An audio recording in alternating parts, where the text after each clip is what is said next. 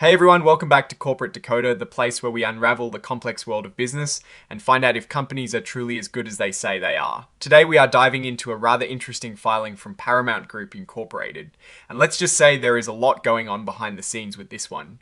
Get ready for some executive bonuses and big merger talk. Before we jump into the nitty-gritty, if you enjoy getting clear, no-nonsense breakdowns of what is really happening in the corporate world, make sure you are subscribed.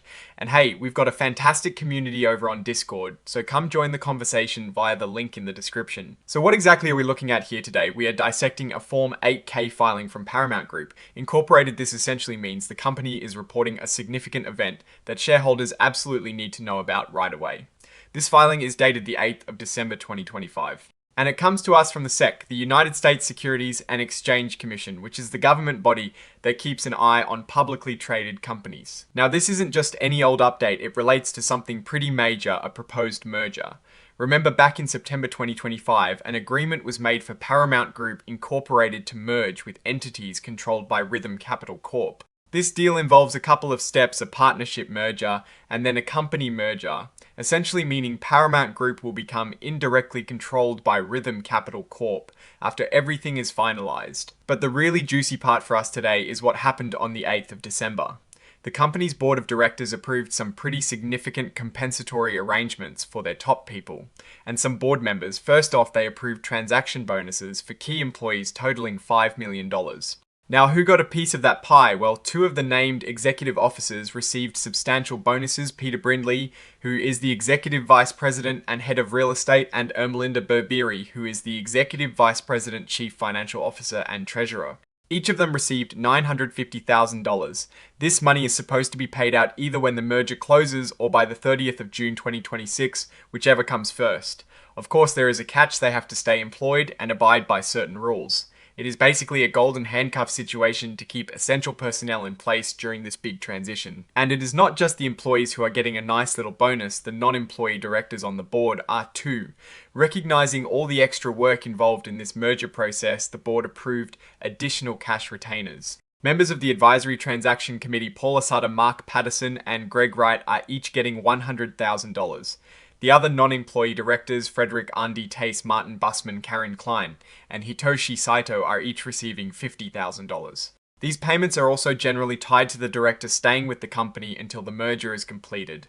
It is a way to ensure they stay fully engaged and committed through what can be a very lengthy and demanding process. Now, beyond these payments, the filing also reminds everyone that this merger is significant. They've already filed a proxy statement with the SEC, which is a document that gives shareholders the details they need to vote on this merger. They are urging investors to read this proxy statement and any other documents the company files because they contain important information. They are also pointing out where to find these documents for free on the SEC's website or on their own investor relations website. The filing also names who might be involved in asking for shareholder votes. It mentions the company's directors and some executive officers and states that more information about them and their interests in this merger will be in the proxy statement. It is standard practice to disclose these details to ensure transparency and prevent any potential conflicts of interest from going unnoticed. And as is typical with these types of filings, there is a whole section dedicated to forward-looking statements. This is essentially a disclaimer for any statements made about the future.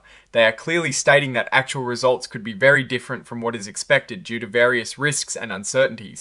They list a whole bunch of potential issues that could impact the merger and the company's future performance. This includes things like getting shareholder approval, completing the merger on time, facing legal challenges, unexpected merger costs, difficulties in keeping employees and maintaining relationships with business partners and customers.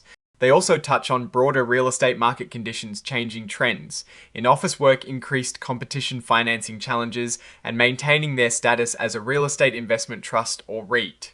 It is a pretty extensive list of what could go wrong. The document concludes with the official signatures. Ermelinda Berberi, the Executive Vice President, Chief Financial Officer, and Treasurer, signed off on this report indicating her authorization. So, what is my take on all of this? Well, Paramount Group is clearly in a period of significant transition. The approval of these transaction bonuses and director retainers shows a strong focus on ensuring the merger goes through smoothly, and that key people are incentivized to stick around. This isn't uncommon in merger scenarios, but the amounts here are substantial, signaling the importance of these individuals to the completion of the deal. The extensive list of forward-looking statements highlights the inherent risks involved in such a large transaction. While the company is moving forward with a merger, they are also openly acknowledging that many factors outside their control could derail their plans or impact their future performance. This honesty is good for transparency, but it also paints a picture of a company managing significant uncertainties. Looking at the broader strategy, the move to be indirectly controlled by Rhythm Capital Corp suggests a shift in leadership and potentially a new strategic direction for the real estate assets. Whether this will unlock new opportunities or lead to a different operational focus remains to be seen. For investors, the immediate takeaway is that the merger is a primary focus and the company is dedicating resources and incentives to make it happen. Overall, Paramount Group appears to be navigating a complex corporate maneuver.